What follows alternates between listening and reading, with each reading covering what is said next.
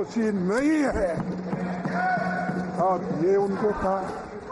और अगर कोई छूट के आता है, दिल्ली का चीफ मिनिस्टर छूट के आए, फिर उसको दूसरे केस में फंसाए, क्योंकि कोई अगर आपके बात को नहीं मानता और कोई तरीके हैं कि आपको उनको एक्शन लेने के तरीके आपके पास बहुत रहते हैं, सताने के लिए या आउट ऑफ जलस, अरे ये पार्टी आगे आएगी, दूसरी पार्टी आएगी, हम तो कमजोर हो रहे दिन पे दिन, डालो इसको अंदर, हेमंत को डालो, फलानी को। ये काम जो कर रहे हैं ये डेमोक्रेसी के खिलाफ है, संविधान के खिलाफ है, और जनता कभी इसको माफ नहीं करेगी। सर, दूसरी बात, 10 साल के गठबंधन सरकार को गाली देते थे, मोदी साहब बोलते थे खिचड़ी सरकार है, और ये कहते थे कि मिलीजुली सरकारों के कारण दुनिया में भारत की छवि खराब हुई, देश ने 30 साल गंवा दिए। ये कहते थे मिलीजुली सरकार की जरूरत नहीं है। अल्पमत में लाकर देश की जनता ने उनको गठबंधन की सरकार बनाने पर मजबूर किया। क्यों ऐसी बातें करते हो, घमंडी बातें क्यों करते हो? अरे आज तो तुम एनडीए की सरकार अब बोल रहे, नहीं तो बीजेपी भी नहीं बोलते थे ये मोदी की सरकार, ये मोदी चलाएगा, मोदी है तो सब कुछ मुमकिन है। हाँ, अरे अब एनडीए सर, यहां तक भी उन्होंने कहा, पीएम ने पूरा चुनाव इंडिया गठबंधन को गाली देते हुए लड़ा, सही नाम लेने में भी नफरत दिखाई। अब आपकी गठबंधन की सरकार बनी है तो बताइए आपको हम क्या बोलना चाहिए?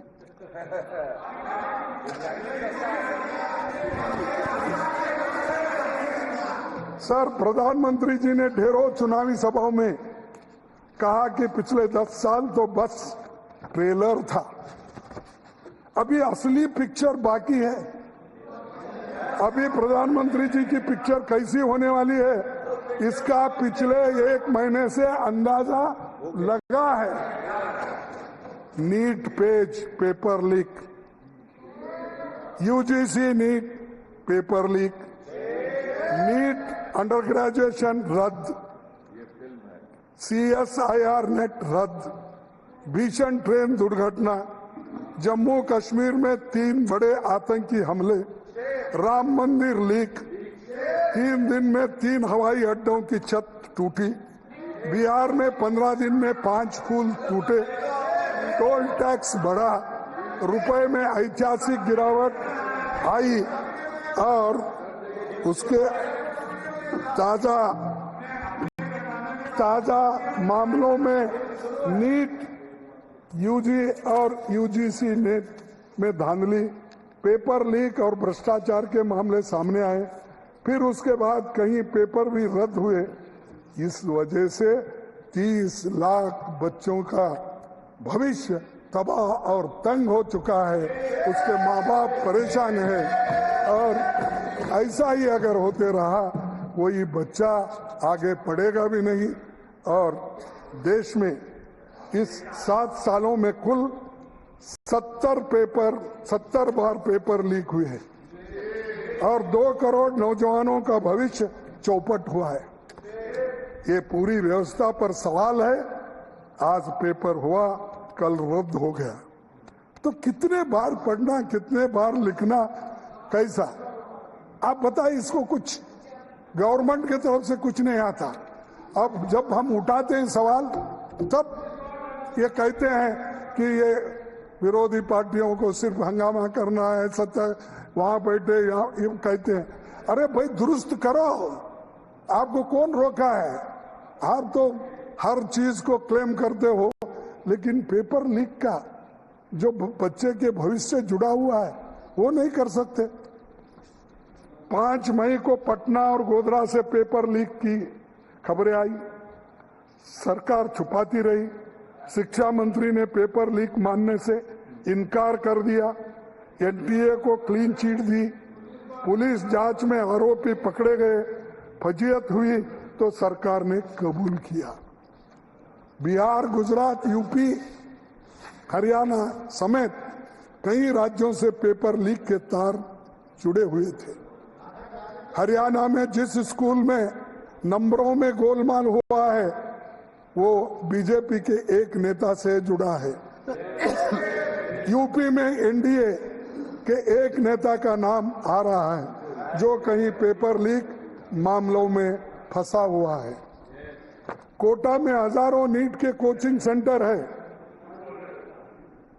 ये किसी के प्रेशर में तो ये चर्चा नहीं हो रही है कि क्योंकि वहाँ बहुत से लोग प्रेशर डालने वाले हैं। कोटा में बहुत से सेंटर से बच्चे जो पढ़ते हैं और प्राइवेट वालों के हैं और ये गड़बड़ी मालूम नहीं होना तो इसीलिए इसका चर्चा नहीं होने दे रहे। मुझे मालूम नहीं कि इसमें कोई वेस्टेड इंटरेस्ट लोग है। आप जरा जांच कीजिए साहब अपने ओर से। आप तो चर्चा कर रहे हैं सर। हाँ, आप चर्चा कर रहे हैं, बखूबी चर्चा कर रहे हैं, नहीं, पूरे तरीके से कर रहे हैं और आप कह रहे हैं चर्चा नहीं हो रही है। मतलब इससे ज्यादा चर्चा नहीं क्या होगी? साहब, नहीं कंट्राडिक्शन है। आप चर्चा यानी ऑथेंटिक जो बोलते ना आपने, ऑथेंटिक चर्चा आप करने नहीं दिए तो इसीलिए आपकी जानकारी ऑथेंटिक नहीं है सर। शिक्षा मंत्री ने 20 जून 2024 को मीडिया में कहा कानून नोटिफाई हो चुका है, जबकि नोटिफाई 21 जून को हुआ। उसके 2 दिन बाद नियम बने। सिर्फ कवरअप का काम चल रहा है। पिछले अनेक सालों में ऐसे मामले सामने आए, सरकार कुछ कदम उठाती तो ये मामले रुकते। इसीलिए हमारी मांग है कि पेपर लीक और एनटीए ही नहीं, सुप्रीम कोर्ट की निगरानी में पूरी शिक्षा की तंत्र पारदर्शिता होना चाहिए। ये अगर सुप्रीम कोर्ट के निगरानी में अगर हुआ तो आगे के लिए भी अच्छा होगा। चाहे सरकार कौन सी भी हो, जब तक इसको रूल्स आप नहीं बनाएंगे, जब तक बच्चों के लिए उनकी सुरक्षा नहीं देखेंगे तो ये बहुत बड़ा अन्याय उन पे होगा। एक सेकंड खड़गे जी, सुप्रीम कोर्ट को सुप्रीम कोर्ट का काम करने दीजिए। ये मेरी राय है। वही करने दीजिए। ये देखिए, हमारी तो गुजारिश रहेगी कि जो 3 स्तंभ हैं वो अपना अपना काम ही करें, एक दूसरे का काम नहीं करें। सर मेरी बात से सहमत है ना? हर संस्था को अपना काम करना चाहिए। देखो भाई, संस्था अपने दायरे से बाहर जाती है, प्रजातंत्र खतरे में पड़ता है। सर ये सुझाव क्रांतिकारी है, इस पर ज्यादा विवेचन होना चाहिए। हाँ ठीक है सर, लेकिन ये मेरी विचार है, ये मेरा कहना है। अगर आपका कहना अलग है, आप स्वतंत्र हो, मैं भी स्वतंत्र हूँ, इसीलिए तो देश में आजादी मिली, डेमोक्रेसी है, कॉन्स्टिट्यूशन है, हर एक को बात करने की आजादी है। आपको भी है, मुझे भी है। मेरी बात का थोड़ा गौर कीजिए आज सोने से पहले। ओके सर, हमारे गणतंत्र के संस्थापकों के शिक्षा को समृद्धि की राह का सबसे शक्तिशाली उपकरण माना था। आजादी मिली तो 2 साल में खड़गपुर में पहला आईआईटी बना। यूपीए सरकार ने आईआईटी और आईआईएम सहित उच्च शिक्षण संस्थानों में ओबीसी छात्रों के लिए 27% सीटें आरक्षित की। मौलाना आजाद फेलोशिप हमने शुरू की। कमजोर तबकों के छात्रों को इन संस्थानों में जाने का मौका मिला। इन सब का नतीजा था कि आज दुनिया भर में भारत के डॉक्टर्स, इंजीनियर्स, साइंटिस्ट को सम्मान और नौकरी मिलती है और उनकी डिग्री की इज्जत होती है। इसीलिए मुझे मेरे कहना है कि अगर डिग्री को इज्जत होना है तो ऐसी चीजें घपले घोटाले इसको बंद करना चाहिए। मौजूदा हालात नहीं सुधरी तो पूरी दुनिया में हमारी शिक्षा प्रणाली की क्रेडिबिलिटी खतरे में पड़ जाएगी। हर डिग्री पर संदेह होगा, और हर डिग्री को लोग संशय के दृष्टि से देखेंगे। तो इसलिए इस 10 साल में आपने शिक्षण प्रथा भी शुरू की है। आपने बोले तो सर आप मत समझिए, सरकार को बोल रहे सर, हमारी शिक्षा प्रणाली पर 10 सालों में बीजेपी आरएसएस के लोगों ने कब्जा कर लिया है। यूनिवर्सिटीज के vice chancellors, professors, NCERT, CBSE सब में आरएसएस का कब्जा है और अच्छे विचार वालों को वहां पर कोई जगह नहीं है। खुद मंत्री जी खुद मंत्री जी उस विचारधारा से आते हैं, इसलिए मैं कहूँगा सीएम को इसकी जिम्मेदारी लेनी चाहिए। एक बार खड़गे जी, इसको मैं एक्सपेंस भी कर रहा हूँ और क्यों कर रहा हूँ आपको बता रहा हूँ। हाँ, मैं एक्सपेंस कर रहा हूँ इस पार्ट को और क्यों एक्सपेंस करते, क्यों कर रहा हूँ बता रहा हूँ। क्यों? देखो साहब, नहीं मैं बता रहा हूँ। आप अपॉइंटमेंट का लिस्ट लगाई, नहीं आप सेक्रेटरिएट में कितने भरे हैं, सुनिए, वीसी के कितने लोग हैं, किन जाति के लोग हैं, और प्रोफेसर किन जाति के हैं, सेंट्रल यूनिवर्सिटी में कितने हैं, आप लाओ लिस्ट। एक बार स्थान ग्रहण कीजिए। कोई गरीब है उसमें, स्थान कोई ग्रहण दलित कीजिए, है उसमें, स्थान ग्रहण कोई कीजिए, पिछड़ा है उसमें, आप देखिए। स्थान ग्रहण कीजिए। ये बात मैं कर रहा हूँ। आवेश में मेरे इस बात को अगर आप ठुकराते तो मेरा कोई आपका ये नहीं। क्या किसी संस्था का सदस्य होना अपराध है? क्या आप यही कर रहे हैं? आप कब्जे जैसे शब्द का उपयोग कर रहे हैं, कैसे अलाउ कर सकता हूं? आप कह रहे हैं एक संस्था ने कब्जा कर लिया, बिल्कुल गलत है। मान लो कोई व्यक्ति आरएसएस का सदस्य है, तो क्या ये अपने आप में अपराध है? किस बात का क्रिमिनल है? एक संस्था है, राष्ट्र का कार्य कर रही है, राष्ट्र हित में कार्य कर रही है, देश और दुनिया में प्रमाणित लोग हैं, देश के लिए योगदान दे रहे हैं। दुनिया के अंदर सबसे ज्यादा आज के दिन उनमें योग्यता देख सकते हैं आप। This will not go on record. Please continue. ये विचारधारा जो है देश के लिए, उनकी विचारधारा खतरनाक है, इसलिए मैं चाहता हूं ये मनुवादी है, इसलिए इन लोगों को यहाँ पर जगह नहीं है। ये मनुवादी है, वो स्त्रियों को शिक्षण देना नहीं चाहते, दलितों को शिक्षण नहीं देना चाहते, संस्कृत नहीं पढ़ने देते। और ऐसे लोगों को अगर यहाँ पर जगह मिली, चुन के अगर आप डाले तो ये देश में एजुकेशन सिस्टम खत्म और संविधान का उद्देश्य भी आप खत्म। खड़गे जी एक सेकंड, ये मेरा राय, ये मेरा विचार है। आप कोई भी शिक्षा दो, मैं लेने के लिए तैयार हूं।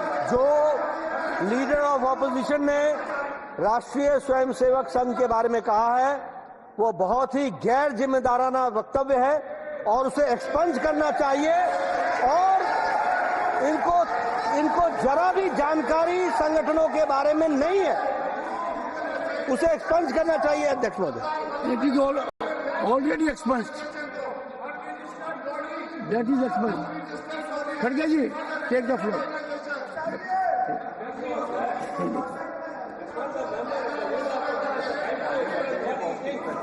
No, Mr.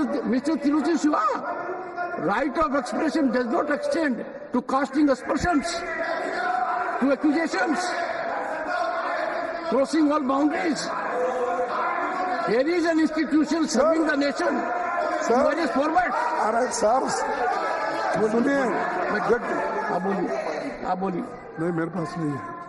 आप बोलिए। देखिए साहब, ये मैं नहीं कह रहा हूं, सरदार वल्लभ भाई पटेल भी यही कहा कि ये आरएसएस से जुड़े हुए हैं और इस देश के सभी लोग जानते हैं आरएसएस के लोगों ने उचकाकर गोडसे को उचकाकर महात्मा गांधी की हत्या की खड़गे जी, और यही लोग हैं और यही लोग हैं।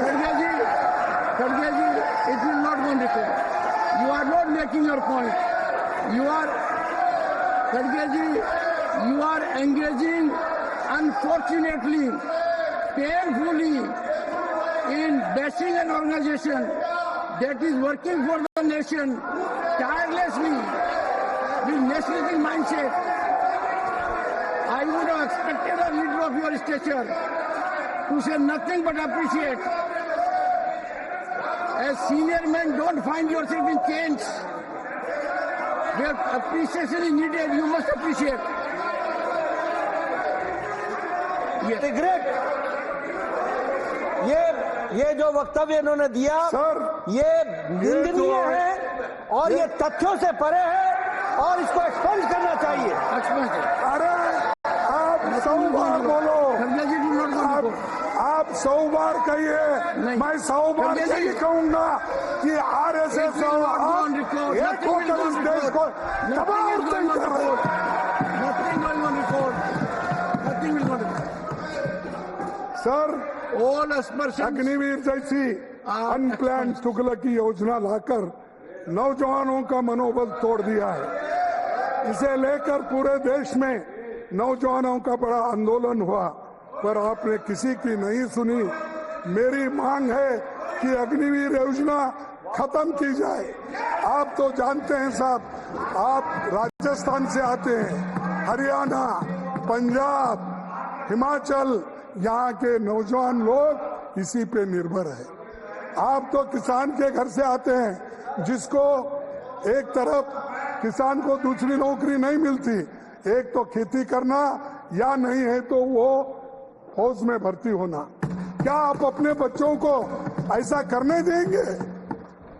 मैं आपसे पूछता हूं साहब, उनसे नहीं पूछता, क्योंकि उनसे पूछे तो वो लोग एकदम मुझसे भड़क पूछा जाएंगे। है। क्योंकि कभी तो 2 मिनट सुन लीजिए। सर, कभी लीजिए। लड़े नहीं देश के लिए, मुझसे पूछा कभी है। मरे नहीं देश के तो लिए, 2 मिनट सुन लीजिए। और वो हमको आज किसान का सिखाते बेटा, हैं देशभक्ति खड़गे का जी, पाठ। आज किसान का बेटा साइंटिस्ट है, अधिकारी है, उद्योगपति है, हमारे वजह से, पार्लियामेंट भी है, हमारे वजह संसद भी से, है, हमारे देश की वजह से। अर्थव्यवस्था में योगदान कर रहा है। किसान अरे, को छोटे देखो दाम में साहब, मत देखिए। हमारे वजह से किसान के हमने 27 पैसे बनिए, बनाया, किसान IIT के हमने 27 पैसे बनाया, बनेंगे तब आपको UGC समझ में हमने आएगा। बनाया, मैं किसान का बेटा हूँ, एग्रीकल्चर मैं जानता हूँ यूनिवर्सिटीज किसान हमने आज कहाँ बनाया, पर है, किसान कितना बड़ा ग्रीन है। रेवोल्यूशन हमने लाया, मुझसे पूछा इसने व्हाइट बताया। रेवोल्यूशन हमने लाया। हर एक बच्चा हमने जो संस्थाएं निकाले थे वहां पड़े हैं या आरएसएस के लिए। खड़गे जी, सो हमको क्या एक से सिखाते? खड़गे जी, जानकारी लीजिए। जो रिजल्ट आते हैं, हाँ जो रिजल्ट आते हैं, जो योग्यता में आगे रहते हैं, हाँ, उनके अंदर किसान परिवार की कितनी बड़ी भागीदारी आपको अंदाजा नहीं है। सरकारी तंत्र में किसान की भागीदारी, अरे किसान कितना करिश्मा देश के लिए कर रहा है। 27% की भागीदारी हमने दी, चाहे 27% की भागीदारी हमने दी, SC ST को रिजर्वेशन हमने दिया, आदिवासियों को रिजर्वेशन हमने दिया। आपने क्या, आप सिर्फ तोड़ना, आप सिर्फ तोड़ने की बात करते हैं। सर, मोदी जी ने 2014 में हरियाणा में 1 रैंक 1 पेंशन का वायदा किया, लेकिन आप तो 9 रैंक 9 पेंशन पर उतर गए। सैनिक स्कूल सरकारी क्षेत्र में बने थे सर, सैनिक स्कूल सरकारी क्षेत्र में बने थे, उनको निजी क्षेत्र में देते देते आरएसएस के लोगों को दिया गया। और वृंदावन, यूपी, सोलन, हिमाचल, रोहतक, हरियाणा, ये सब area. Please expense, totally expense. अरे दिया है साहब, उनको सौंपा गया। खड़गे जी, मैं आपकी एक से खड़गे जी, मैं आपसे एक बात पर विचार करने का आग्रह कर रहा हूं। हाँ, यस प्लीज। खड़गे जी, मैं आपसे एक बात के लिए आग्रह कर रहा हूं कि मेरी बात को आप ध्यान से सुनिए। क्या इस देश में हर व्यक्ति को यह अधिकार नहीं है कि वो इस देश की विकास गंगा के अंदर भागीदार हो? क्या हर व्यक्ति को अधिकार नहीं है कि उस हवन में अपनी आहुति दे? आप कह क्या रहे हैं? मैं सैनिक स्कूल का छात्र हूं, मैं उन स्कूलों में गया हुआ हूं, मैंने देखा क्या कुछ हो रहा है। दुर्भाग्य की बात है, शायद आप एक भी सैनिक स्कूल में नहीं गए हैं। मैं गया हूं सैनिक स्कूल में जाकर, मैं इसका अध्ययन कर रहा हूं। आप समाज के एक वर्ग को हर काम से दूर रखना चाहते हैं। ये मानसिकता भारत के संविधान के अंदर सही नहीं है। विचार कीजिए इस पर। एक नाम आते ही आप एकदम कहते हैं ये क्यों किया? ये देखिए साहब, नहीं ये देखिए, मेरी राय है, ये मेरी राय कायम रहेगी जब तक इस देश में जातिवाद है, छुआछूत है, तब तक ये कायम रहेगा।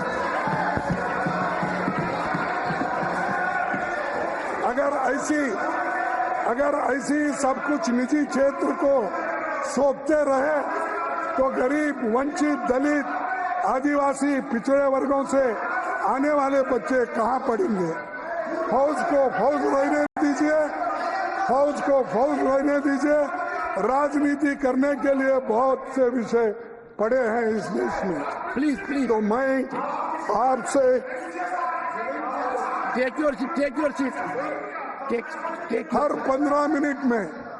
15 मिनट में दलितों के खिलाफ एक बड़ा अपराध घटता है और हर दिन 6 दलित